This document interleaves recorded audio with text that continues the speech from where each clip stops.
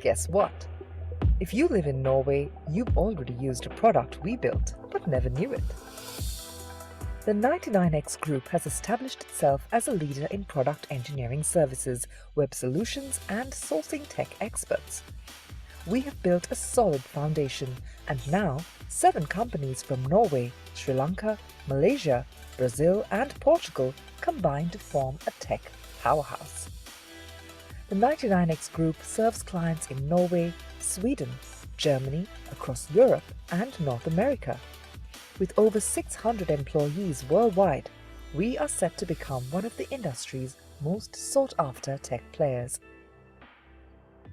What sets us apart is our combination of local presence, global access to talent, and proven capability of delivering value with multinational teams. We attract the top 1% of tech talent with a passion for deep tech innovation. This enables our customers to create exceptional product experiences, to rapidly scale their own teams with top-tier local and nearshore engineering talent, and to build appealing web solutions and business-critical systems.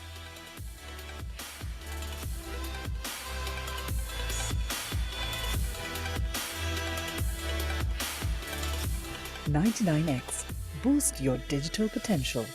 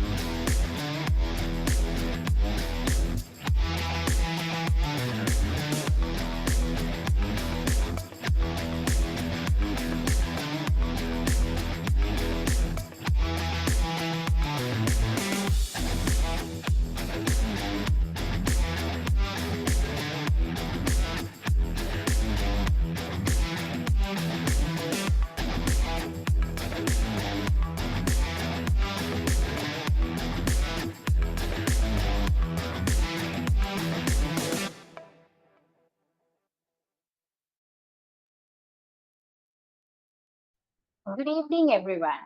Welcome to day 4 of Quality Week 2025. We've had an incredible journey so far, filled with insightful discussions, thought-provoking sessions. So before we start, I would like to take a moment to recognize and appreciate our valued sponsors who helped to make this event possible. First, a big thank you to 99X, our strategic partner. 99X is a leader in digital product engineering, empowering businesses with innovative solutions and cutting-edge technology. We also extend our gratitude to our educational partner, SLSTB, the globally recognized authority in software testing certification. Their commitment to quality and excellence helps to shape future of software professionals worldwide. We truly appreciate your support. Thank you so much. So without further ado, we'll start with our first session. It is my pleasure to introduce our first speaker of the day, Roshali Silva from Cisco Labs. Roshali Silva is an associate architect in quality engineering at Cisco Labs. With 13 years of full-time experience in performance engineering across prominent organizations, including Pearson's and Virtusa. She is an ISTQB certified performance tester and a certified Scrum Master. Roshali holds a master's degree from the University of Moratuwa and is also an IEEE author. He has an extensive experience with both commercial and open source performance testing tools such as LoadRunner, NeoLoad, and JMeter and K6. As a passionate performance evangelist, Roshali committed to sharing her expertise and knowledge with industry professionals and university students alike. Today, she will be speaking on optimizing systems, cutting-edge trends in performance engineering. Let's give a warm welcome to Roshari Silva.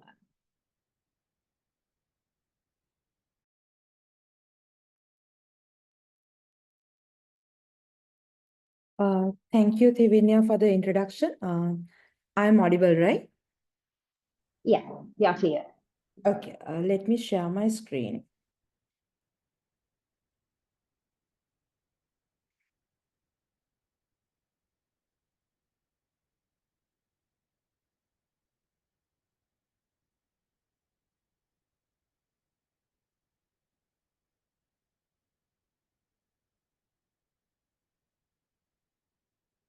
Can you see the screen? Yes. Okay.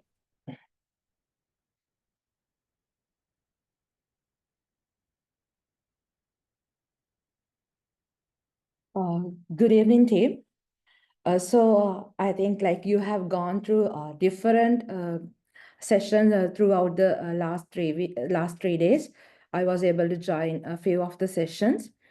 So I think like when I got asked from the organizing team who are the audience, so I got to know there are people from new joinees to the industry who have experience, and also university students as well. So I think like in previous sessions, you may have heard for the actually targeting the university students and for the fresh graduates. So you may have heard about performance testing in some of the sessions uh, you had in last few days. So uh, before I'm going to the new trends, so I thought of giving you some experience and some idea about what is performance engineering is. And so I think you can see a screen with some kind of a pending, and you may have experienced this when you're loading application. This can be for a like I think you can see you can feel what do you like get the experience when you see this type of screen, right? So it can be for a technical people or non-technical people. Anyone get annoyed or frustrated when you see this type of screen, right? So let's move to some of the examples from the industry where you can see like recently. So I like these days, Black Friday is one of the kind of a giant day for business, especially in countries like US, UK. They mainly doing their business deals and like they um, they they target their business for these days. So a few years back, this Costco website has gone down. So this is the message they have given to their users, like because they haven't predict their numbers correctly. So they have like actually they have done testing, but not for the target number of users. So like if you see this type of like, I think like during the pandemic, you have gone through the same experience when we were trying to do some purchasing and like when there are higher volume that the systems can't survive. So when we see these type of things, like if your application goes through this scenario, so it will be when we compared from the dollars, it will be a huge impact to your business, and this will get the opportunity for your competitors. Because like if I feel like this type of frustrated from one of my when I was doing to some purchasing, then I feel upset, and like I will try for another competitor. So likewise, this can impact to the business. So this is also something like ETC, which we do the payment. Actually this is from the last month. So they have experienced higher volume. So in a business, there can be high usage. We can't predict. Like always, we can't predict, and we need to try out for some other stuff. Like for the other testing types as well. This is one of the another example I would like to share with you. So with that, let's move to the topic. Uh, so this is today I'm planning to talk about you regarding some of the current trends we use in the performance engineering. Before that, also I have some slides regarding the performance engineering and what are the testing types we have and some of the testing KPIs, and like to give you more detail and why we are moving ahead from traditional performance testing. So what is performance engineering? It's so rather than I'm going ahead with not performance testing, because I'm going to cover a little bit different from the traditional performance. So so I'm going ahead with performance engineering. It's a proactive approach to optimizing software, infrastructure, and application to ensure high performance. Not only the application, we need to think from the infrastructure as well. So in performance, we have like called 3S. So the first one is speed, then scalability, and the stability of application. We call this as 3S. And these are the three pillars of performance. So why performance engineering is important to an application or business? So the first one is user experience. I think like most people are here with a quality engineering background. So you know how user experience is important to the business. So slow applications drive users away. So as I told, it will be a competitive advantage for your, it will be advantage for your competitors. Because like recently when I went through some books, so when we go through the slow application, for that same application only few users get back. So it can be like there are with some stats like people are doing those analysis as well. So we need to think from the user experience and also the business impact. So actually poor performance lead to revenue loss. So our ultimate goal is the business and the benefits and the profit we are getting from the business. So it will directly impact when the application gets slow. Then competitive advantage advantage because fast applications attract more users. So I think you also doing the same. Then the cost efficiency. So when there are issues, we need to spend time. Then cost-wise also, we need to do some optimization or bug fixes when there are, if we get production issues, we need to spend more. It's very costly. So if we do performance engineering properly, then we can avoid those type of situations. So this is the typical performance test life cycle in the traditional performance testing. So we start with the requirement gathering. That document, we call it as NFR document. So there we collect all the requirements against with the load and the SLA values and also the server details, which will be easy to come up with a test plan. Then we come up with the performance test strategy. What are the testing we are going to have? Likewise, then we move with the scripting and the test data creation for the environment, for the testing and the environment setup. Likewise, then we do the performance test execution and then do the test analysis And based on the analysis, we will give the benchmark and recommendation. If the test is success, like if we start with a load test, then we can move ahead with another test type as well. Like if we are going with this cycle and like if it is a continuous process.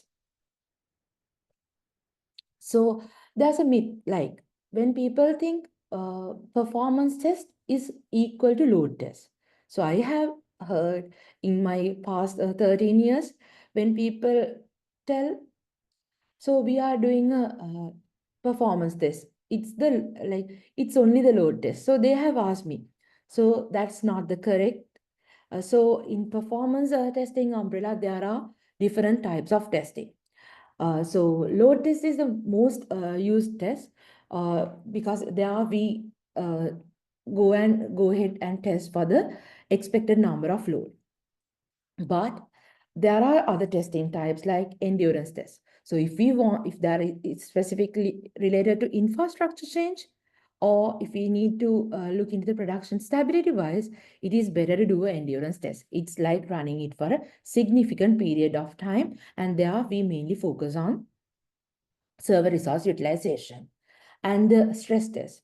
So if your expected number of users is 10K, we can go ahead and test it for 200K or like for a higher value and see whether the system can cope for the number or what are the issues we are getting. And like at least if we are if we are not doing the properly, we can at least give a proper message. Like when there's a high number of users, we can try it out.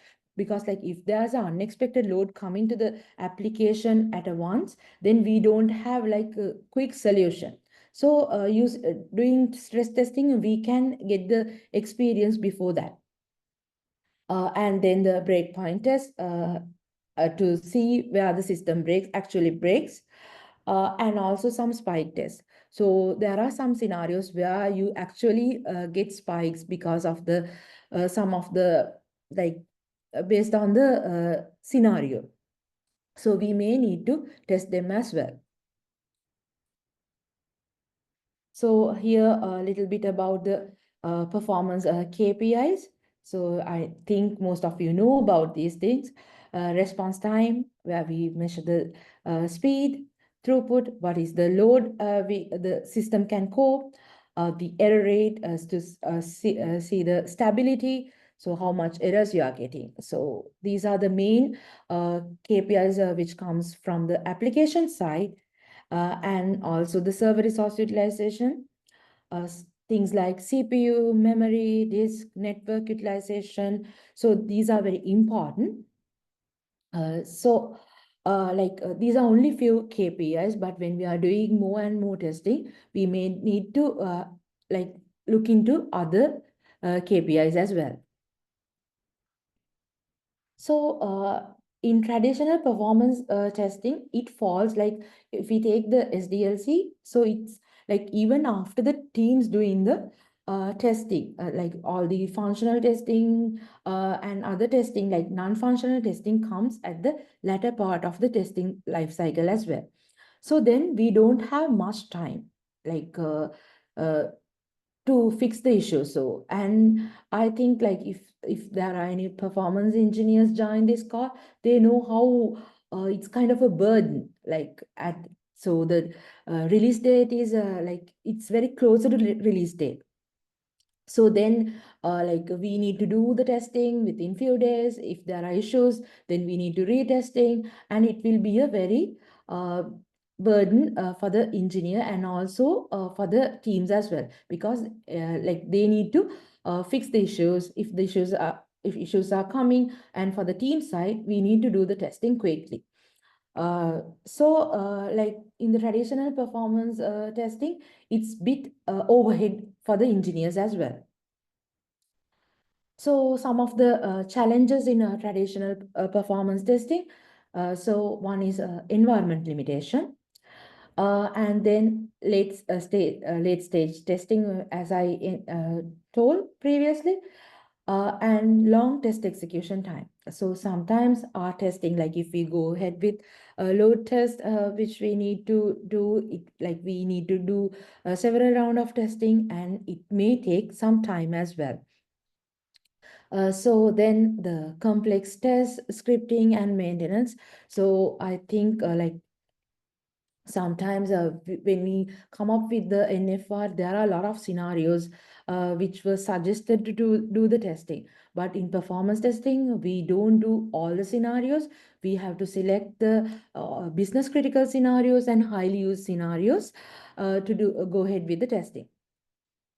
And then like we don't have much time to do the root cause analysis, because like the deployment is closer, then like we need to uh, we need to do the analysis, like we need to look into the logs likewise, so it's bit overhead.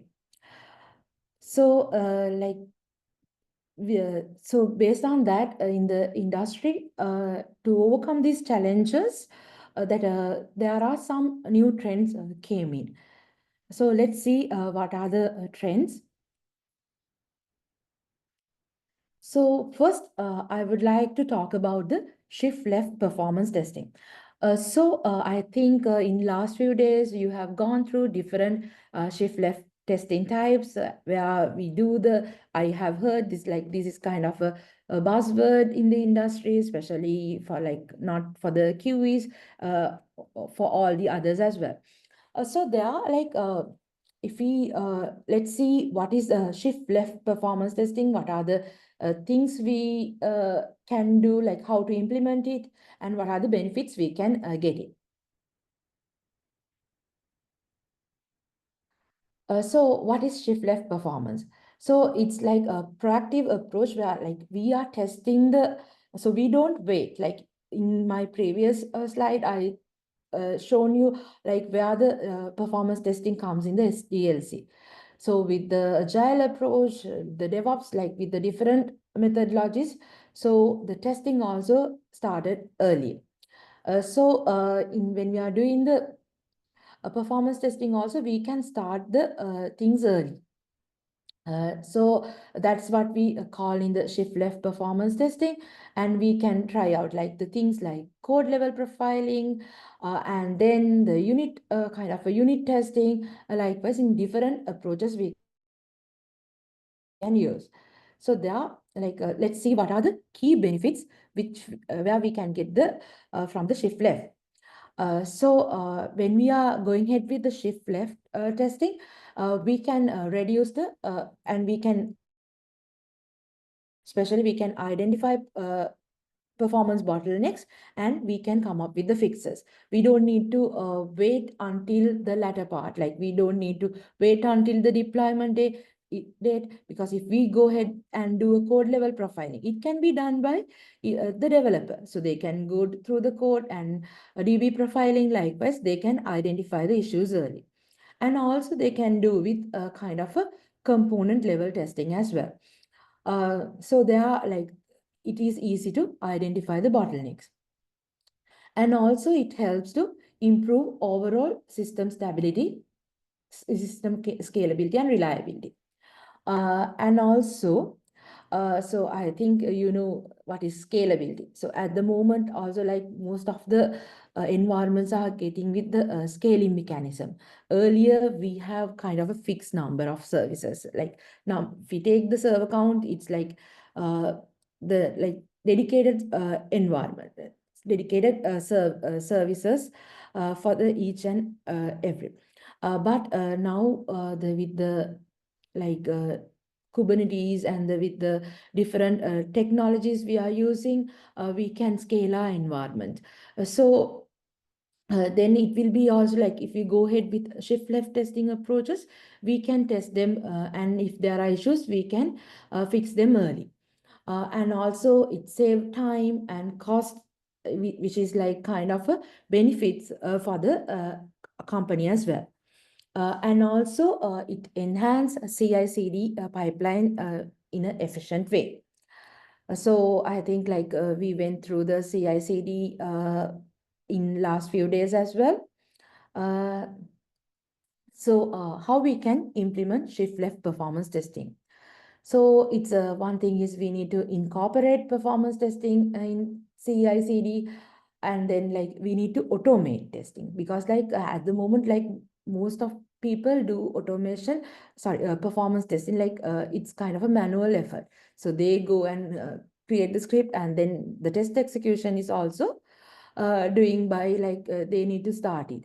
With using the Jenkins or like any CI/CD pipelines, we can easily automate it, and we can run it off peak time as well. We don't need human effort to do the testing, and also we can like use lightweight performance tools like JMeter, K6, Gatling likewise. So if we, it will be easy, like if it is a kind of API testing or like GraphQL testing, like when we are doing it for a component level, or the like for a lightweight test suite, it will be easy.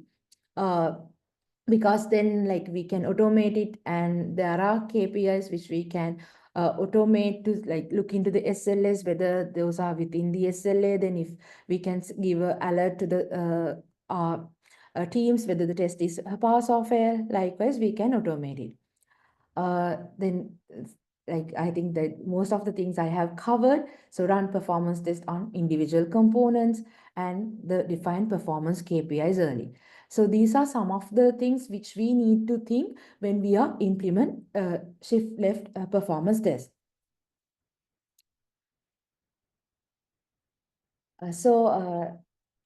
Like earlier also I talk about the CI/CD. So shift left goes with CI/CD. So what is a performance testing in CI/CD? So this is a very vast area, because like there can be different approaches used by company to company when they are going with CI/CD mechanism. But like if we take as a common stuff, so in CI/CD, frequent code changes are going, so we need to facilitate that. So it can be directly to the production or to the testing environment as well.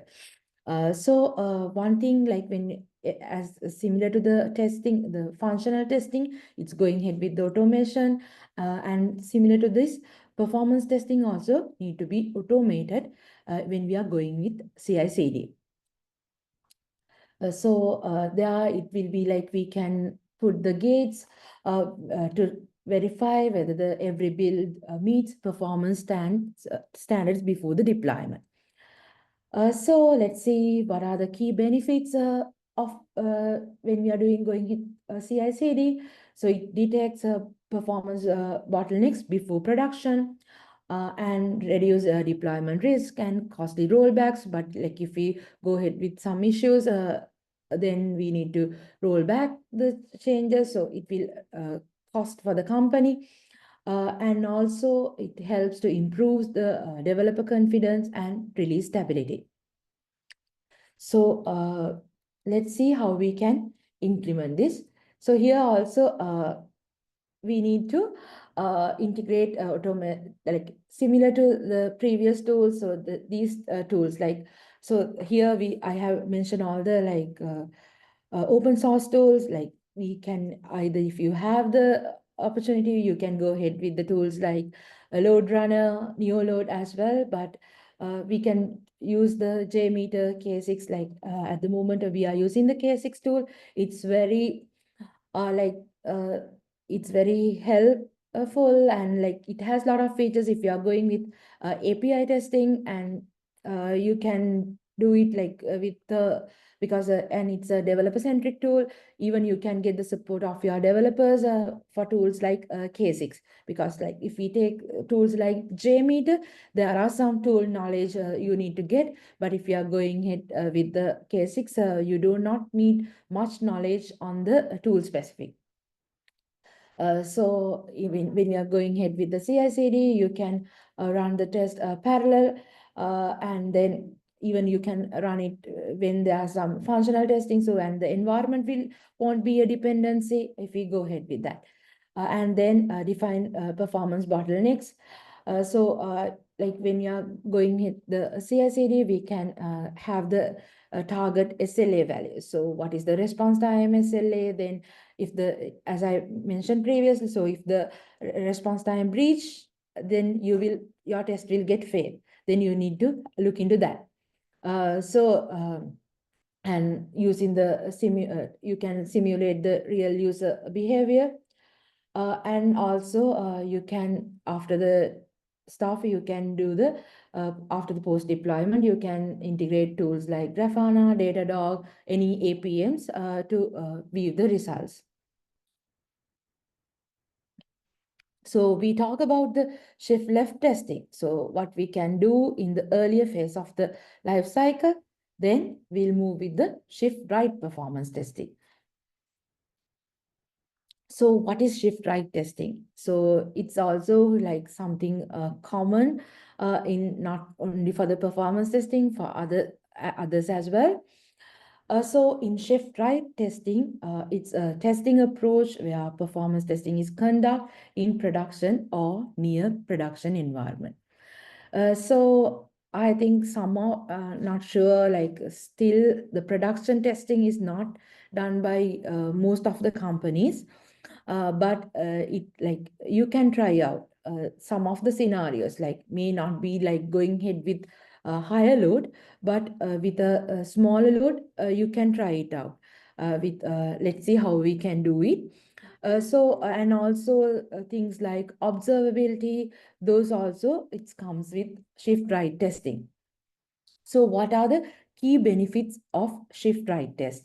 So when we are going with shift right performance test, we can identify, because we are monitoring these things in production.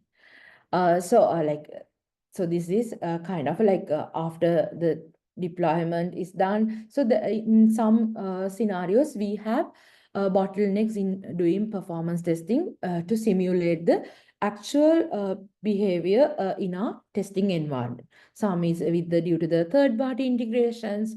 Sometimes it will be costly when we need to simulate production similar environment in our testing environment. Then the test data volumes. Sometimes we can't get the exact test data amount due to some limitation, data limitations. But when we are trying out some scenarios in a production, we can avoid them, like because we have all the background stuff, and then we can test in the similar to our actual users. Then we can see what is the actual user experience. And also it helps the continuous monitoring and proactive optimization. So if we go through the production, like what is happening in the production, we can see what is the exact volume, the data volume, and also the load and the response time as well.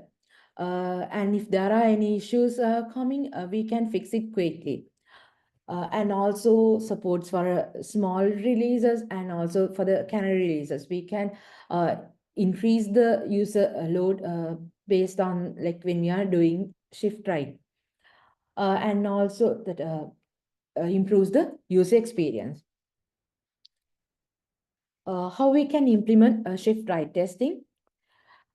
So one thing is going ahead with RAM, use real user monitoring. So we can integrate with our APMs because then it will be, we can create any dashboards and see the behavior. So with that, we can collect real-time performance data from the actual users and also implement synthetic monitoring in order to simulate user interaction to test performance.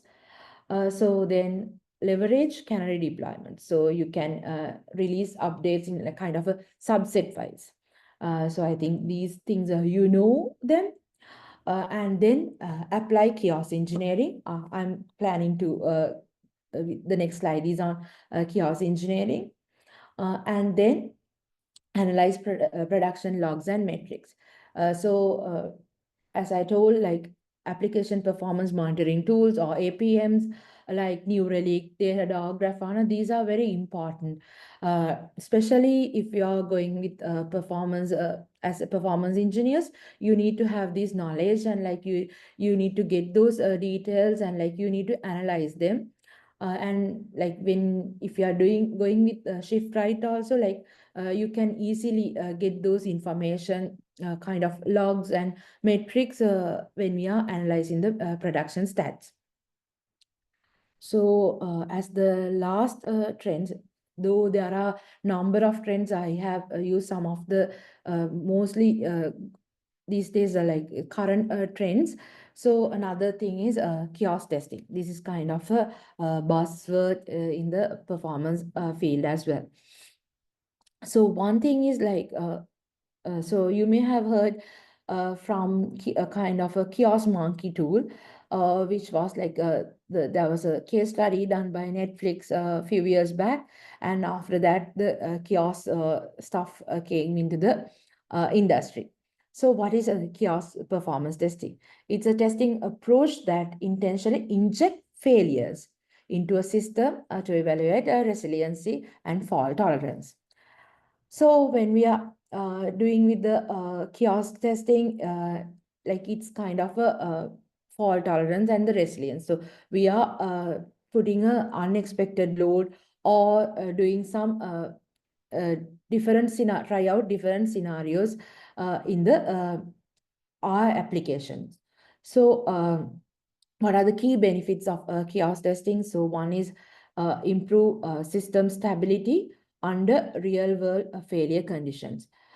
And also because like sometimes when we are if we are going with the normal load test, there are some scenarios which we can't uh, get it, like because sometimes like when we are having higher infrastructure, we are like a very we will be also satisfied when we are getting the all the things are within the SLA, but assume that when there's some issues, sometimes recently also there were some AWS issues. So then some unexpected behaviors, when there's unexpected behaviors, so then we don't know what will happen. So going ahead with kiosk engineering, we can try it out, like some unexpected scenarios, and identify, like, so that's why it helps team to identify hidden weakness in infrastructure. This mainly focus on the infrastructure. So this is kiosk is not only done by performance engineers. Most of the time SRE teams doing it, because they are also responsible on that, so they are also involving in. And also prepare systems for high availability and also for the disaster recovery. So sometimes when the clients ask for you on the test planning also, you need to give about the disaster recovery options. So there are also, you can consider doing a kiosk testing and coming up with some solutions. And also they encourage a culture of resilience engineering. So it's another trending thing happening. So how to implement kiosk testing? So one thing is you need to define a steady state. So before you going ahead with the try out the kiosk uh, scenario, so you need to try out different, like when you're trying going ahead with, you need to list down what are the things. So you need to have a clear idea about the infrastructure before you are trying with the kiosk testing, because sometimes if you don't have the idea, so assume you have 10 server accounts, but you are going ahead and killing only one, then you don't get the clear picture. So for that, we need to understand your infrastructure, the how your applications behave, and then you need to have a define a steady state as well. So because in the what means by define a steady state is identify what normal system performance looks like. And when you're coming up with the kiosk scenarios, you need to simulate failures like server crashes, memory leaks, latency spikes, so different types of server related stuff, and you need to inject them. then you need to have like, it's kind of a hypothesis.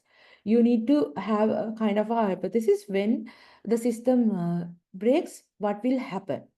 So then after that, like, so it's a kind of, if you take as example, if there are, if the system is 100% available, we are kill 75% of the pods.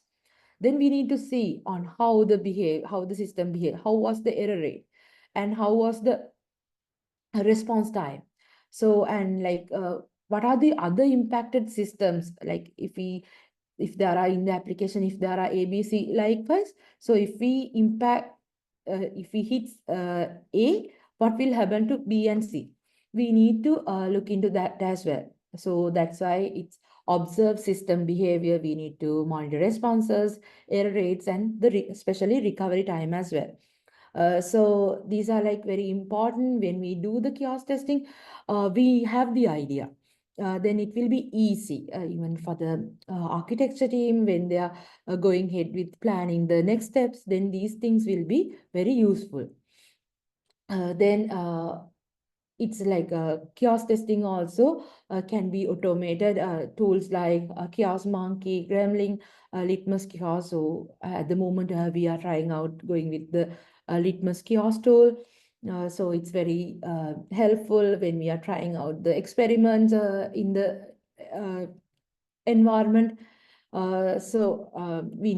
can, like, there are some new words in these tools as well.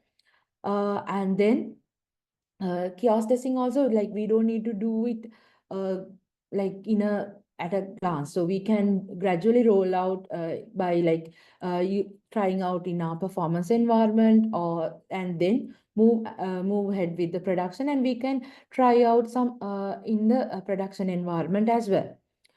So these are like, it's like when doing a kiosk testing stuff, we need to have a kind of a production equal environment. Otherwise, we can't get the like these details. So those are the some of the things which I with the time, like of the 30 minutes time, I was thinking about this, and you can Google it, and like there are a lot of tutorials, videos related to these trends, and there are more trends as well. That's about it. And also, like, always try to go ahead with the performance engineering concepts by adapting new trends in the industry. So that's pretty much about the today's my presentation. Thank you. That was an insightful session, Roshali. Thank you so much for sharing your expertise on performance engineering. We have received quite a lot of questions for you, Roshali, but due to time constraints we have to move to our second session. It would be great if you could type the answers for those questions. Sure, I will do. Okay, thank you. All right, moving to our second session of the day. We are excited to welcome Gil Zilfeld. I'm sorry if I pronounced your name wrong. So Gil is the owner of Testing Gil, an agile software testing consultancy and an international keynote speaker with over 25 years of experience in software development. He specializes in software methodologies, testing strategies, clean code, and agile practices. He is the author of Everyday Unit Testing and Everyday Sprint Testing, and an active content creator in the testing community. Today, he will be speaking on API exploratory testing with Postman. Let's give it up for Gil. Hi, thank you very much. Let me share my screen because otherwise it's going to be very boring.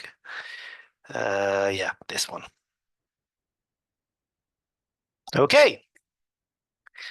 So I hope it's okay. You hear me, you see me, you see Spock. Everything's okay? Yes. Excellent. So Quality Week, nice to be here. And I hope that you'll find this talk as valuable as the other talks as well. So what we're going to talk about today is API exploration testing with Postman, which sounds a bit long and boring, which sometimes it can be. But that's why I brought my friends from the future. And we're going to talk about Star Trek. And we're going to talk a bit about exploration, because we don't have a lot of time. And then I'll go to a sort of a live demo, or maybe an archaeological demo, of something that I did. And I think this will give you at least a couple of ideas of what you can do with API testing and exploring them. So a bit about me. Nice introduction. It was basically what it is. I also have a YouTube channel, Testing Gil. Look for it. I have videos, and on the site you'll see all kinds of blog posts about everything relating to making software better. That's basically it.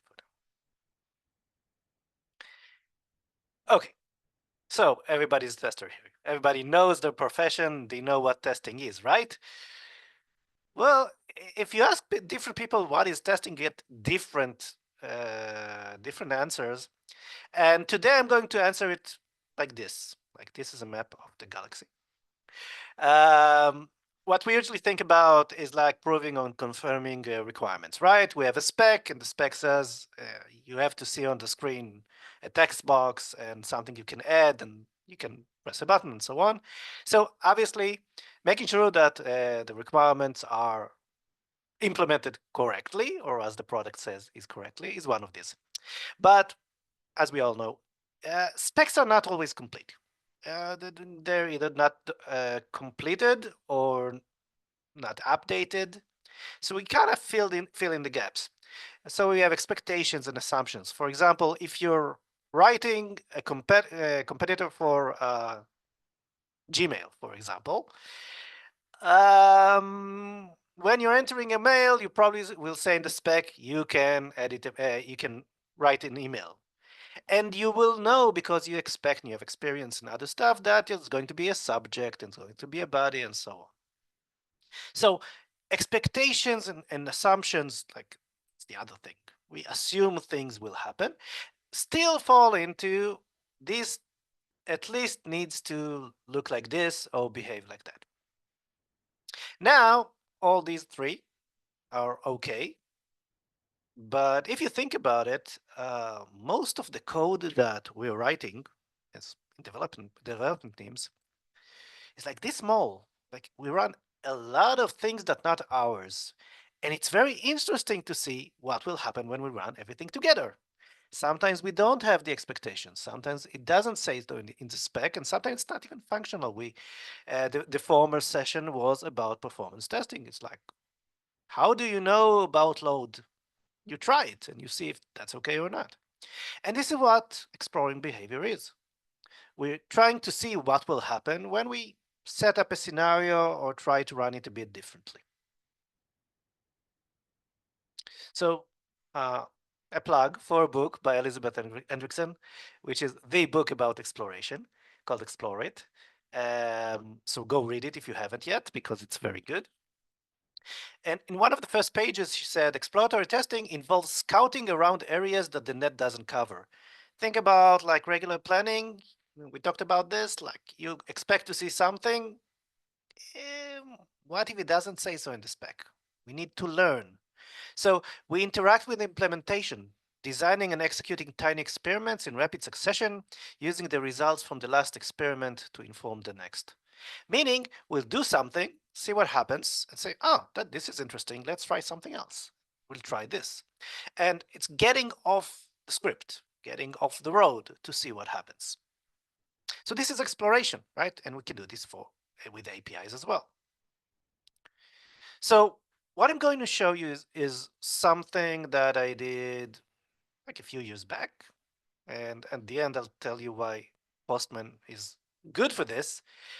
But I'm assuming you know APIs and REST APIs and what is Postman, which is a tool to call APIs and see what happens.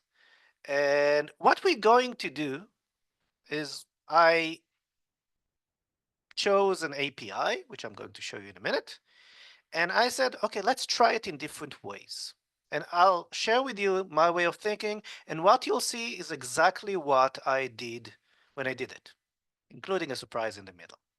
So let me show you this. Okay, so this is Stappy.co, which is Star Trek API, which of course is something like that. And it has an API browser, and which is a UI on top of the API. And if we search for Spock, I did that before, and Spock is a character, and I submit. So what you see here is the UI version of the API that's been called, and you'll see that there are 5 results here, including Benjamin Spock, which is a child psychologist and has nothing to do with Star Trek, but appears here somewhere. And if you go into the DevTools, we don't have to do this today. What you'll see as I'm jumping into Postman is this. This is the API that's being sent. So all the APIs in this site are post APIs, although the read only, so it's not really a post, but their implementation. And it goes to Stappy.co, API v1, REST, character, search. And you see that what I have here is title and name. So my starting point was this. This is what the UI sends to the server. And I said, and what you can see here is that I have the JSON that returns from this in the result. And you see that I have number of elements, 5, and Benjamin Spock, and other Spocks as well. And I said, cool, well, one thing is very interesting. Why does it have the title and the name? So I said, okay, let's try it. I'm both of them sending the same values. What happens if I send different values? So I did a search for Kirk. So I assumed the name really is the most important thing, but I kept the title with Spock, and I wanted to see what will happen. And this is what happens. What you're seeing is like the call's live right now. It's not a recording, so it's like it's actually alive. And this is the what it returns. Tomorrow it can be something else. So you can see that I have a lot of Kirks here. So my assumption that Kirk is trumping Spock is probably true. But just in case, I'm gonna switch them again. Again, this is a trial. I'm gonna see what happens. What will happen now? And I get into Spock again. So this kind of tells me, well, you can send the title, but probably the name is more important. Just to make sure, I'm going to send it with just the name as parameter. See if I get the same results. Yes, excellent. So I know how to call it. Excellent. So that's nice. Let's try something else. Same API. I want to find Spock from Star Trek for the Voyage Home, which is a great movie. So what I did is this. So I said this, they're probably very smart, the people who write it, after all, it's Star Trek. And I'm going to give it the title. Maybe the title is the name of the series or the movie. So I'm going to give it Voyage. And Voyage is a partial part of the name, right? It's called Star Trek for the Voyage Home. And I said, well, let's see how smart they are. Let's see if they can get me the Spock from here. And let's see what happens. So interestingly enough, it gives me the same 5 answers. Okay, so the couple of things here. First of all, yes, all the results are related to Spock, but it turns out that when I'm at least I can tell that the title query parameter didn't matter on its search. I'm not sure what the real impact of that. Does it ignore it? Does it doesn't find it? So my assumption was maybe it doesn't find it. Maybe partial names are not enough, partial titles. So let's try something else. So I expanded this, and you see I'm sending Voyage Home, part of the name, but a bigger part of the title. and see if it finds it. And nope, brings me still the 5 things. So next step, again, let's enlarge that part. And this is where I made a mistake. So an actual mistake that actually happened, which is very interesting to see what will happen here. So you can see that I wrote the voyage home, but you see that I have percent here and not %20, which is not space. I thought like the voyage home, but this was a mistype on my thing. So what I did is I sent this, and you see I get an error, internal server error, which means probably I broke the server without sending the proper text. But this is what it returns today. I want to show you what it returned originally because I saved it. So when I same input, this is what I get. You see that the error and exception, they are not here today. And the error and exception that they gave me at that time was that the exception that was written, it's a Java exception. So remember, I'm testing something that I didn't build, right? Wish I did, but I didn't. So I just learned at this point that the server, which was a complete black box for me up until this moment, is written in Java. And this is something very interesting that you'll see when you're trying to play with APIs. Sometimes you'll see that the server exposes data that you probably thought that didn't matter, or maybe it wasn't important to the user, because obviously that it's written to the user in Java doesn't matter much. And I think they agreed with me because, as you saw, today, they don't report that, only the internal server error. So you will find things that not only do you expect to see that they're strange, but also things that, why is this data is exposed to me? Interesting. Okay, so this was a nice surprise because I considered this probably not a bug, but close to it, because if you're exposing data that you're not supposed to, probably something wrong in the implementation. Okay, this didn't work, and I tried to fix that, of course. So added a space as it should be, but it still brings me the same old 5 Spocks. So at this point, I said, hold it, I want to move to something else. By the way, why would I do that? Because I used what we call session-based testing, sessions, right? And sessions are probably, you can do like 2-hour session, but your mind will not be as focused. So I try to do test sessions like 15, 30 minutes max, because this is as much as I can concentrate on one thing and remember and document and stuff like that. So I gave myself like 15 or 20 minutes to do this, and I was halfway. I said, let's stop this. We can continue playing with the whole title, but let's try something else. We're trying to filter stuff. Let's see if you can see that there's a lot of fields here, and one of them is year of birth. So I said, let's try find a Spock with the year of birth, 2269, which appears in these records. Well, interestingly enough, it didn't filter the results. It is here. Where is it? 2269 here. This is like Spock 2 will be born on 2269. He didn't find it, didn't filter it, which is kind of an interesting thing. So I said, okay, let's try by marital status, because it is, where's marital status? Here, there's a field. Let's try to filter in that. Okay, there's one Spock that is married there. But again, it filters out everything. So at this point, I said, okay, it's time to read the documentation.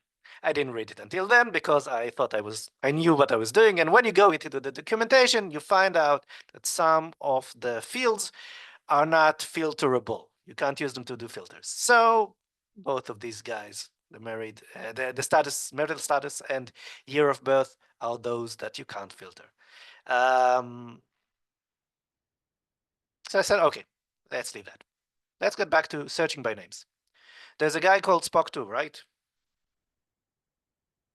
There's Spock, and Spock was, yeah, and Spock2. I want to see if it finds it. The reason I want to see if it finds is because it has a special character, a space in it. I want to see it if it can find Spock2. Can it find it? Yes. Brings me one element called Spock2. At least this thing works, right? So I said, maybe it's a bit smarter than that. What happens if I don't put the space between Spock and 2? Like this. Is it smart enough to find Spock2? Nah, not smart enough. And all these things I'm learning of how the system actually works, or the specific APIs. And I said, okay, cool. Let's, when I was reading the filtering things, I saw that if you can filter by, where was it? If you filter by mirror, which is the mirror universe, it does work. You can filter by it. So let's see how it works. So this is Spock from the mirror universe. I'm looking for Spock, which is a Spock out of these 5. And mirror, it's true, because mirror is Boolean. And I'm looking, and it brought me 1, which is Spock from the mirror universe. Excellent. And I said, let's see if I do mirror false, will it find the other 4? So mirror false, other 4. Excellent. Cool, does filtering. But then I became a bit sneaky and I said, okay, let's try something interesting. Instead of mirror equals false, I'll try not sending the entire false word, but part of it. So it looks like this. Instead of false, I'm just writing FAL. And I'm sending that. And lo and behold, it brought me the same 4 with the false. Where is it? Yeah. And I think, wow, this is pretty smart. If I do partial mirror and it works, right? Let's try it with true. So instead of true, I wrote TR. And I expected this to work, right? Wrong. It brought me the ones with mirror equals false. Which means that unless you specify mirror equals true, TRUE, it doesn't filter. It just does mirror equals false. It defaults to false, which is, again, something I learned as I was working. Interesting stuff. At this point, I didn't have a lot of time left, so I did a couple more cases. I tried searching for Spock in all lowercase, which works, and all uppercase, which works, if I remember correctly. Yes. And the final thing I had was everything coming in JSON, right? So let's try if I can ask to return the answer in XML. So it's the same API with name equals Spock, but I sent a header called, is it my accept application XML. So I asked it to return XML. And of course, the answer is no. So you can see that the status is 406, not acceptable, which means I cannot return this, what you ask for me, and the body is empty. And again, this is how I learned how it says no. So this was my session. This is a learning session about a single API. Let me get back to my stuff here. So let's summarize what you can do here. And I'll tell you why Postman, what I like Postman here at the end. So APIs are like major things in products today. So you get API specification and you get examples and you get stuff like that, but it doesn't tell you how it actually works. It tells you what it should do in general, if everything's clear up and depending on how good the documentation is, but it doesn't tell you exactly. And all the things that you've saw me doing today, which I did like a couple of years ago, is something that I explored. It was interesting for me to say, I want to see how this API works in different cases, and all I have are the parameters that I can send. And this is like very simple, right? It's like a read-only filtering stuff. And the one that I found at the end, which is a bit different than all the others, was send another header. But think about all the things they can do with exploring. Like if you have something that you send a body, right? So you can send JSON or XML, and you can play with the format. You can play with different values in the different fields. You can play with optional things. Send some, see how it reacts. Send the mandatory ones and see if it reacts well. Think about if you're sending a body which the system doesn't expect. Like it says, send me JSON. No, I'm going to send you like a binary and see what happens. What happens if you're supposed to send a JSON like this, very small, but you decide to put it in a field here, the entire transcript of Star Trek 4, Voyage Home. So it's going to be very big. How does the system handle that? So you can do a lot of things just by asking questions. And why I like Postman here, let me switch back to Postman. So first of all, it lets you, I use it also not just for sending the requests, but also for documentation. So with everything here, I gave it a name and what is I'm sending here, and of course it remembers. And Postman has a cool feature called this thing here, which is an example, and you can you can save the actual response at that time. So I save that because this is cool, because it changes, because everything that you do today may change tomorrow, because these are live systems, right? And APIs can look the same, but behave differently in different times. So what I'd like you to do is think about the products you're working with. If they have APIs, this is how I want you to think about APIs from now on. It's not like they're supposed to do X, but are they doing X? What happens if they do them Y? And you can think about different and multiple ways to play with them. And I'm really saying the word play because you're trying stuff, you're experimenting. Sometimes you'll get lucky and you'll find interesting things, but a lot of the times you'll see what you expect, and then some weird things. And these weird things are very interesting because it can impact the product eventually. And that's what I wanted to share with you today. So if you have questions, put them in the Q&A box or whatever. And these are ways to get in touch with me, the blog, watch videos on YouTube, Twitter, Facebook, LinkedIn, whatever. Thank you very much.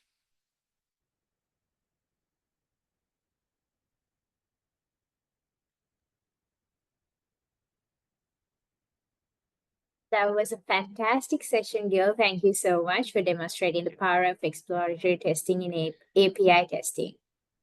Thank you. All right, it's time for the Q&A session. We have a few questions. So the first question is, how does Postman's monitoring feature help in identifying unexpected API issues? Okay, so this is like a Postman feature thing, which we didn't discuss today.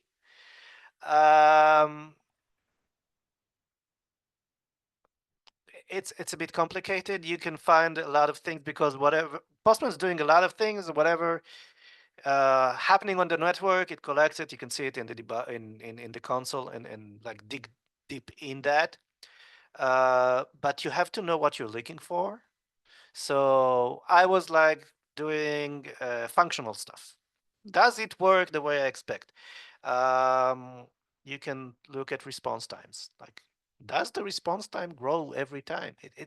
You need to define what interests you, and then you can see if Postman helps in there. But Postman as a tool, and Postman is not the only tool for calling APIs and documenting whatever happened on the networks. You can use that as well. So you have to know what you're looking for. So unexpected, you need to sort of expect the unexpected in order to know what you're looking for. All right. The next question is, can Postman integrate with Newman as a CLI runner to run exploratory tests in CI or CD? Okay, that's a very good question because yes, it can, but that's the wrong question. Okay, so let me explain. When you're doing exploratory testing, you don't know what will happen. So if you're looking for automating that, like I did, I can automate whatever I did in Postman after that. But I need to tell Postman an assert or an expect. I expect here to be 5 records. Okay, so this happens when I know the result, the expected result, and I can automate that because if it doesn't, if tomorrow it comes back with 4 records, it will tell me there's a bug in there. So you can automate the run, but with exploration, you don't really know the assert or the expect until you actually see it. And you can say, okay, from now on, this is what I expect to see. So you can automate a run, but it doesn't make sense in terms of exploration. It does make sense in terms of regression testing. Like what I saw until today was okay.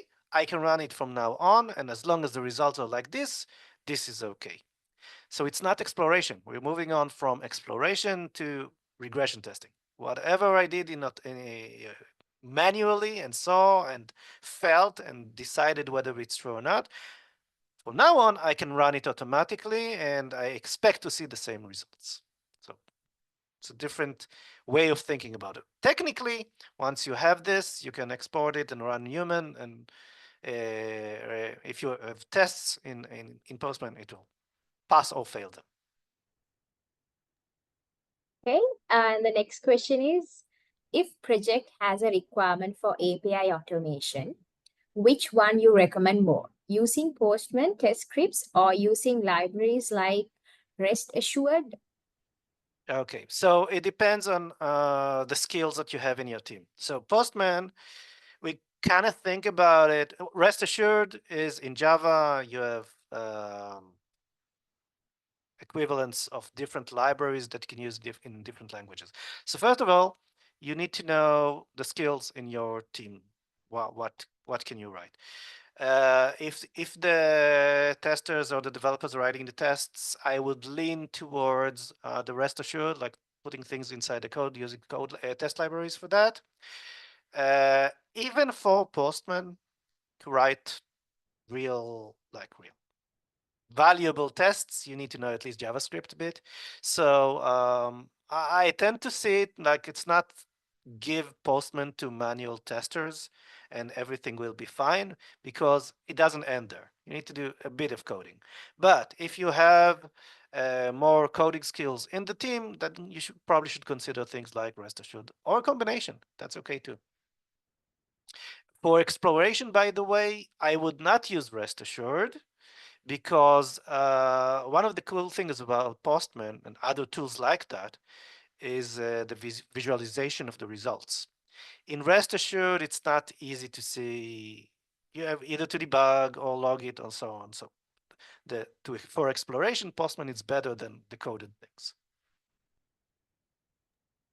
Okay, we have one more question for you here. How do Postman collections help in structured exploratory testing? Ooh, that's an interesting question. So Postman has collections. Let me show this. So this is a collection. Okay, a collection is a folder of a folder of a folder for requests. That's basically it. And tests and everything, but like if you want to export something or share something between teams, it's a collection. So you can, and what you have here is something that is like one level, and you can have folders and folders and folders inside it. So a collection in terms of exploration could be a session. It could be something around a feature, something around an API or a set of APIs. So you can decide how you organize things. The question is, what will you keep from that? And the answer is probably not everything. So you'll do your session, you'll do your testing. Things are okay. It's probably a throwaway because you're not. I'm assuming you're not going to automate every session that you did. So I'm saying that a lot of the things that you want to keep, you will decide at the end of the session if they're worth keeping or not. So it is an organizational tool that you can use inside Postman. And you can start working like for each session or for each feature, or for each API or for each workflow. And when you see the results, you can decide what to do with it, because some of it is going to be throwaways. So be aware of that.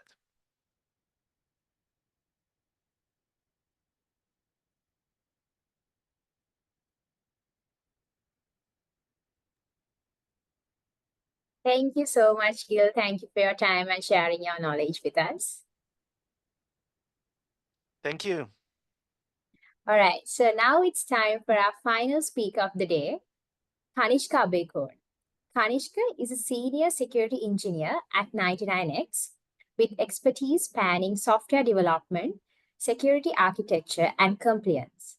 He has hands-on experience in OSAP-based mobile and web security testing, TOGAF-based enterprise architecture, and software design. In addition to his technical expertise, Kanishka is the co-founder and co-host of Apparanda podcast covering topics in technology, art, fashion, and security. Today, he will be presenting on demonstrating of trust and confidence through quality assurance. Let's give a warm welcome to Kanishka Abeykorn. Thank you so much, Devinya, for that welcome. So I'll quickly share my screen.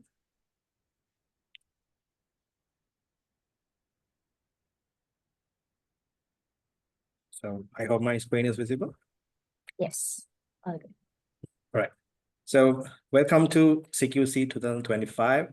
So I'm Kanishka Abeykorn. I'm a security practitioner currently working at 99X. So let's get started on our webinar and talk about how to demonstrate trust and confidence through quality assurance. So these are the agenda or the topics that we're going to cover today. So we're going to talk about what is security and what is a testing methodology. And we talk about what is security testing, and we'll touch upon some security test scenarios as well. And we'll get to the bottom of confidence and trust. So let's get started. What is security? So as soon as you heard that question, you're probably thinking about the CIA triad, right? So actually, it's not security. So security actually is a feeling, right? And since it's a feeling, it cannot be measured. I hope we can agree on the fact that we cannot measure feeling, right? If we take dozens of people and ask them about how secure they felt on a day-to-day basis for about a month, the data are going to show us about how it is difficult for us to measure a feeling, and in terms of security as well. And security, it is a personal interpretation of the immediate state of the world. Think about that word, personal interpretation of the immediate state of the world. Since it's a feeling, it's also personal because it's different from person to person, depending on the environment that you're sitting in. You might feel secure and some feel not so secure, right? So if you think about an example where the most guarded place in the world, if you can think about a prison, how much secure does the prisoner can feel inside sitting in the prison, even though it is the most guarded places in the world, right? And you can think about sitting at your home. how much secure you feel sitting at your home, right? So you live in your home, you might feel so much secure, and you might have all the freedom you need to do and some bit of privacy as well, right? So the obvious answer is going to be you're going to prefer stay at home. So security, it is a personal interpretation of the immediate state of the world. Security is a protective discipline, right? So as security practitioners, we don't do security. It is a protective discipline. If we call the security industry the protection industry, then everything is going to be changed. So as I mentioned, security is a feeling and it differs from person to person based on the environment that they're sitting on. So let's dive into security testing methodology. First of all, we're gonna talk about the meaning behind the word methodology, because most of the time that word, it contradicts with some of our understanding about a way of doing a test methodology. So we'll dive into the Greek origins. So word come from the methodos. It's a combination of words meta, meaning after or following, and hodos, the meaning way or path. So essentially meant the pursuit of knowledge or a way of doing something. And logia derived from logos. I'm assuming if you are a person who has studied Stoicism, you probably heard about the word logos. The word meaning behind this word, reason or study. It's also meaning a study of systems or of principles. So together, methodos, the word meta and hodos, and logia, it comes with methodologia, referred to as the study of methods or systematic pursuit of knowledge. And if we dive into the word use of early English usage, the word method appeared in the Middle English in the late 1400. So it's borrowed directly from French, which had adopted it from Latin, meaning a particular way or procedure of doing something. So by the 17th century, the word methodology, meaning not just a method, but the study or analysis of methods. The reason why we talk about the specifics, the meaning of behind the word methodology, because there's been some misunderstanding regarding the word and how we interpret the meaning behind the word. So it is if you think about it, really meant about the pursuit of knowledge or a way of doing something, then we will have some sort of starting point when it comes to executing testing, security testing, or doing in sort of quality testing as well. So we'll talk about security testing.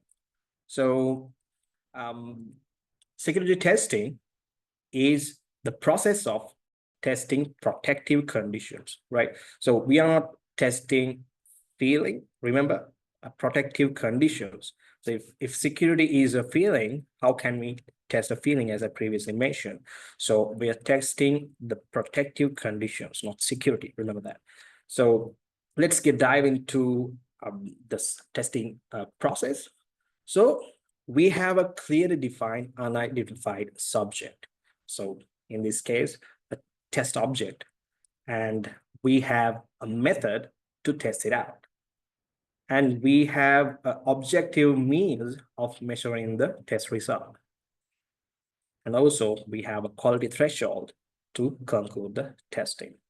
So that is our testing process. So if we keep on this scientific approach when it comes to conducting any sort of testing, we might be able to get it done using this particular approach. All right. So if we talk about let's think about an example. All right. So we can think about a bulletproof vest. Okay. So it's if let's imagine you have been tasked with to test out a bulletproof vest. So there we have our test object, right? So It's a bulletproof vest. It's not an invincibility cloak or something like that. It won't prevent you from getting shot at. Okay, so it prevents you, it provide you with some sort of protection at to a defined level. That's only. And when people buy that, they know it comes with some sort of a risk and they accept it, right? So you have been tasked to test it out. How effective is that? This particular bulletproof vest, right? So what you're going to do, you're going to put the bulletproof vest on a prototype and shoot the vest, right? And how much bullets it can withstand, for how long you can think about, and the distance from your shooting from to the object, and how much damage happened to the one who's actually wearing the bulletproof vest. You can actually take those parameters to come up with some sort of measures when it comes to testing out the effectiveness of the bulletproof vest. So I think you probably heard about these type of testing methodologies or testing approaches. If you're not, there are types of testing approaches that you can actually use. So one thing called white box testing. So if we take this specific bulletproof vest object, and white box is where you have all the knowledge about the test object. So you might know about where does it come from, what type of material is being used to build this vest, and what sort of preventive measures that they have taken in order to build this vest, and materials, and how you can approach this vest, and the organization behind it who developed it. You might have all the information you need prior to conducting the test case. So that's a white box testing. Then we have black box testing, where you don't have a clue about this specific test object. You might have access to it, but that's it. So you have to build your own way of testing out the bulletproof vest. So you can come up with your own methodology in order to test the subject or the test object. Then you can carry out your test and do your own testing. You can use the same testing process, which I have highlighted in the slide deck. And then we have gray box testing. So gray box testing is same, but you might have some access to the test object, like what sort of materials the bulletproof vest has been made of. That's it. And you might get physical access to the test object, and you have to start testing it out from that onwards. So there are types of approaches or methodologies that you can use in order to carry out your test. So those are the tests. So we'll talk about some sort of test scenarios where you can actually test out your application. So let's think about, this is your application, and we'll think about some sort of security test scenario that you can come up with as quality assurance engineers or quality assurance professionals. One thing you can think of, can anyone access this without permission? So by asking that question, you can actually build your test scenarios around that, right?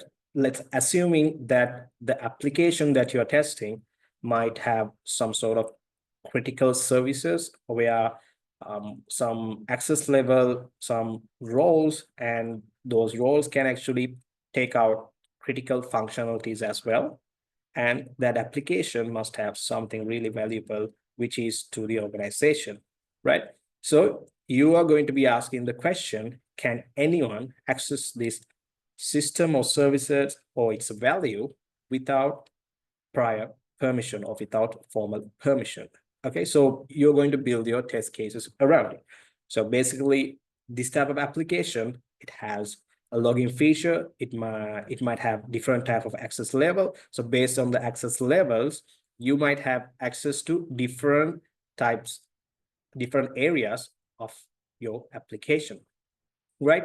So if you can think about some ways to test it out, you can come up with an access control matrix or something like that to determine the access levels, and you can check if someone who does not have access to this application, let's say that you can think about that perspective where anyone who does not have access to the application, like you don't have any credentials or a user account created in this particular application, then you can build your test scenario around that and build up your test cases and checklists, and then you can carry out testing out whether there are protective conditions available in order to prevent preventing anyone can access this application. And one more thing, can anyone access this without detection? All right, so you're going to be carrying out some sort of critical functionalities or executing some critical functions in this application. After doing that, it might have a huge effect on the application and the organization this application belongs to, right? So while you're doing that, you can actually test it out.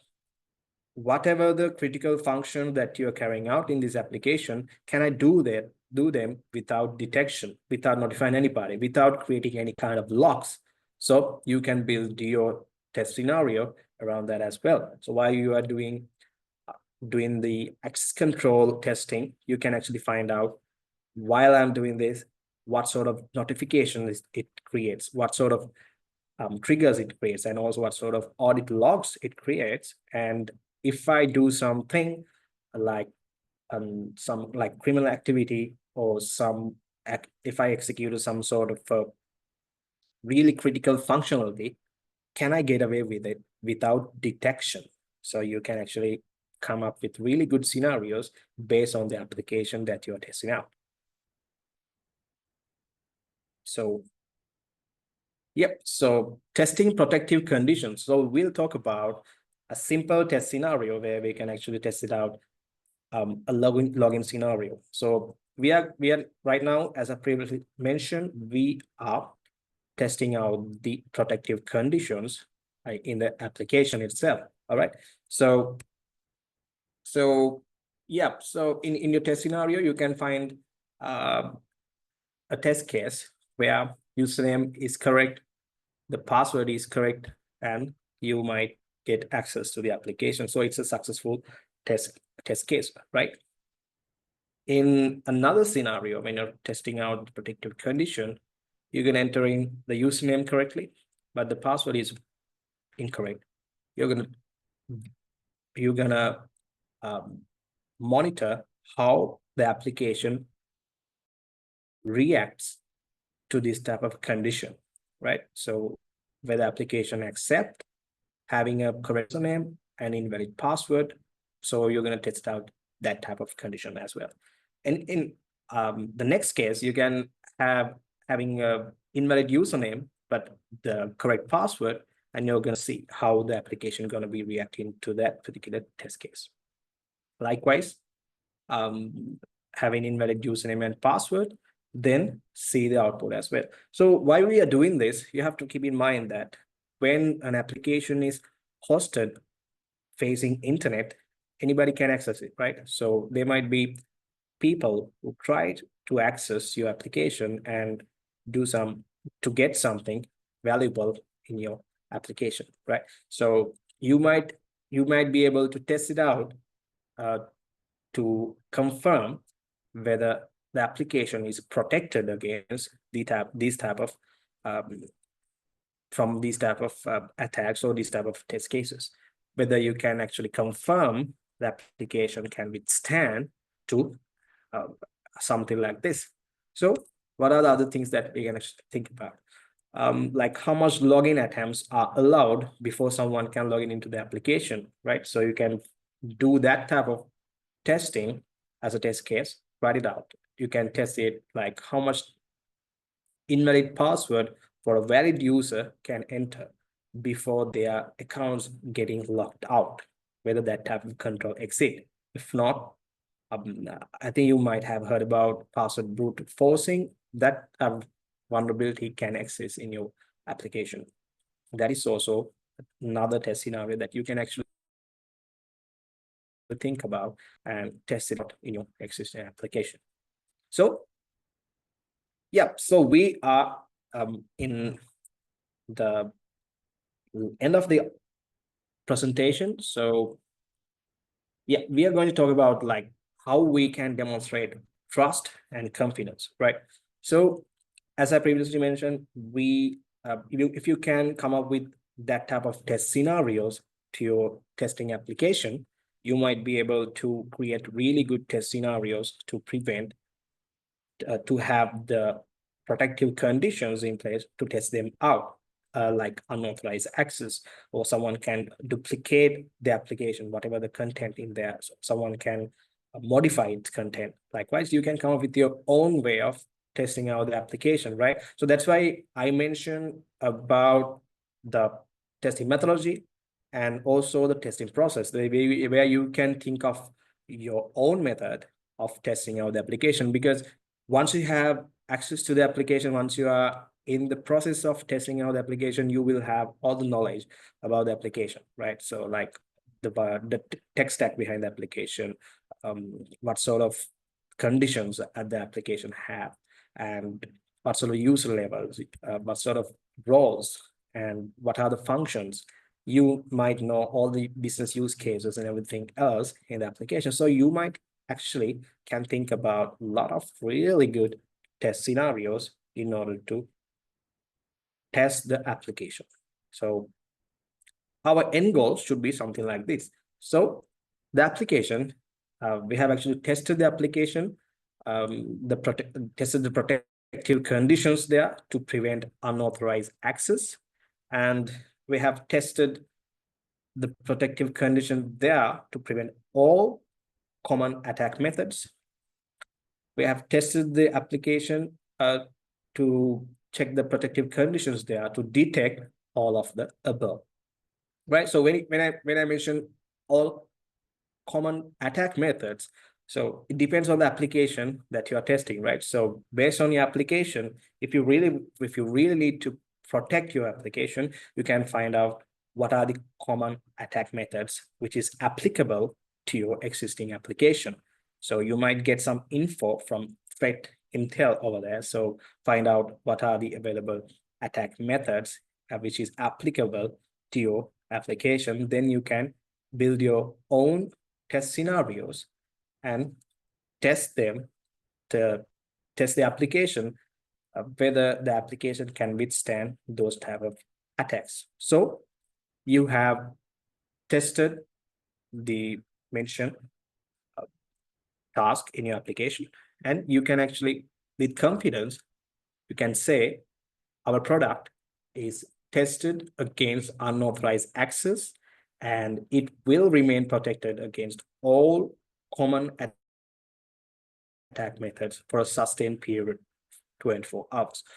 So yeah, so you can actually, with confidence, you can tell your customers, the end users, that your product is properly tested and it can have the ability to withstand this type of attacks for this type of period.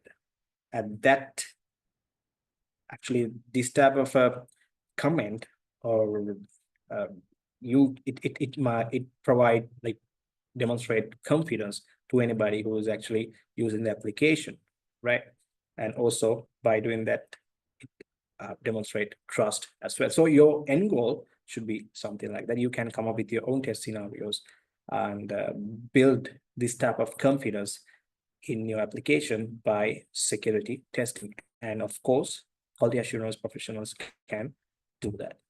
So that's it from for today's webinar. So I hope you have enjoyed. And if you have any questions, this is the right time to ask.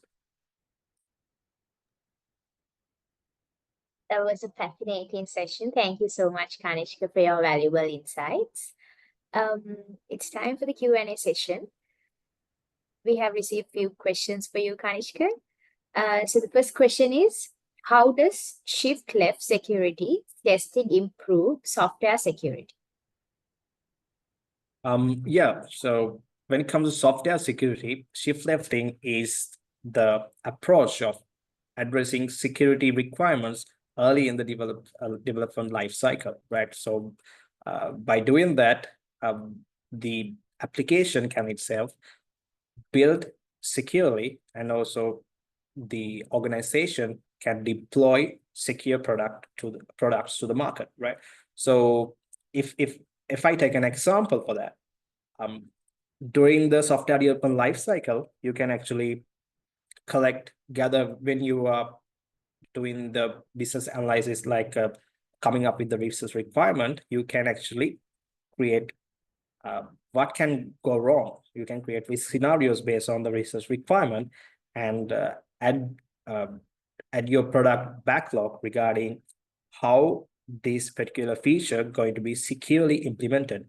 It doesn't have to be, it doesn't have to have like, it has to have some sort of bigger encryption levels, and if you're going to access this or use this particular feature, it has to go through this type of access level. It doesn't have to be like that, but it's depend on the criticality of the application, of course. But if it is not something like that, you can actually come up with really good risk scenarios to identify where, if we have implemented this feature, after pushing it into the production, where can go wrong, whether something can go wrong, and someone else can actually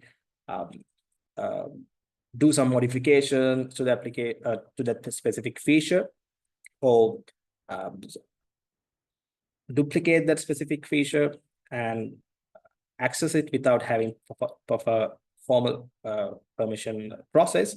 Likewise, you can come up with your own risk scenarios, and based on those risk scenarios, you can develop your feature. So by addressing security in the requirements gathering, then designing, by doing that, you are actually creating protective conditions in your software or your software product. And by the time you have reached to the deployment, I'm pretty sure you might not have to do some sort of external validation or penetration testing, something like that, to ensure the security of the application, because you have already addressed and the necessary protective conditions are available in your application or software product, so it's already protected. So that's the real meaning behind shift left security, and how you can develop secure products into the market. All right. The next question is, what are AI-driven tools in security testing? How does AI-driven security testing enhance vulnerability detection? Sorry, Tivina, can you repeat the question again? Sure. What are AI-driven tools in security testing? How does AI-driven security testing enhance vulnerability detection? Yeah. To answer that question, to be honest, I haven't used any kind of AI-powered security testing tools as of yet, and I intend not to use them as well. And when it comes to determination of vulnerabilities using those AI tools, my recommendation is for you to not to like follow the crowd, not to go into every buzzword that you hear in the security industry or the tech industry, but just look into your product or the application and find relevant threat intel related to it, because that threat intel help you in come up with protection, like building protection against your application. Let's say previously we talk about testing out the application for all common attack methods, right? So there might be some specific attack methods in your which is specifically related to your application. You can identify them by doing a proper threat model. So threat model is where you are going to determine ways of someone else can actually compromise your application or feature or services. So you can actually do that and identify the application's specific vulnerabilities or threats out there. So you can build your protective conditions against to those available threats. So if you are planning to use AI related or AI powered applications, it will really help you. I'm pretty sure it will help you in getting those tasks, but it will have a lot of data regarding a lot of unnecessary out of scope applications, which is not your concern. Your concern is to protect your application, the parameter, the defined parameter, which is in your control. Not, you don't have to worry about other things, right? So if you can find out specific threat intel, and if you can do threat model, which is specific to identify specific vulnerabilities or things where things go wrong in your application, developing application and the feature, then that's enough. So that's it. Okay, one last question. How can automated security testing complement manual penetration testing? Yep. So automated security testing, I think when you are running a tool, most of the time that tool, it matches its existing database with some sort of rules, right? If that exists, then the vulnerability exists. So likewise, there might be some false positives or there might be some false negatives. So running an automated tool, it helps you in doing some repetitive tasks because there are some straightforward test cases where you can actually identify by running a automated tool. But when it comes to manual penetration testing, it's really it's a really focused activity, right? So as I previously mentioned, the manual penetration testing, it has a specific methodology in order to reaching out or approaching the application or the test object. And that methodology, you can actually use either customized methodology as well, depending on the application. And you can actually, it's a lot of effort, manual effort, because you have to have a lot of, you gather a lot of information about the application. So that type of effort, it cannot be done using automated tools. So that is a real differentiate between manual penetration testing, and you cannot actually compare those two because there are human intervention and there are a lot of less false positives than false negatives, and they will be customized testing methodology specific to the testing target objective. So yeah, so that's the difference of between manual and automated testing and penetration testing. Thank you so much, Kanishka, for that insightful session. And with that, we wrap up day 4 of Quality Week 2025. What an inspiring lineup of sessions today. A huge thank you to our incredible speakers, Roshali, Gil, and Kanishka, for sharing their expertise and valuable insights with us. A big thank you to 99X, our strategic partner, and SLSTB, our educational partner. Your support has been invaluable and we truly appreciate it. And of course, a massive thank you to all of you for your enthusiasm and participation. We hope you gain practical knowledge and fresh perspectives to apply in your work. Let us know what you think. Filling out the feedback form will help us to refine our events and make them even more valuable for you. Tomorrow is the final day of Quality Week 2025, and we have more exciting discussions lined up. So stay tuned and see you soon. Have a wonderful evening. Good night.